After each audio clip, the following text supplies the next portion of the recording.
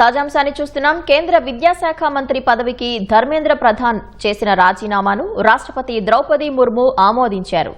ఈ మేరకు రాష్ట్రపతి కార్యాలయం అధికారిక ప్రకటన విడుదల చేసింది.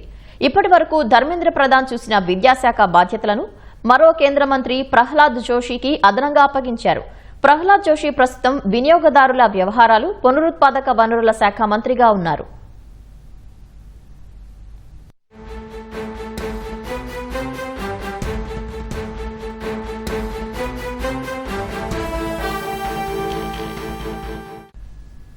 కేంద్ర విద్యాశాఖ మంత్రి పదవికి ధర్మేంద్ర ప్రధాన్ చేసిన రాజీనామాను రాష్ట్రపతి ద్రౌపది ముర్ము ఆమోదించారు.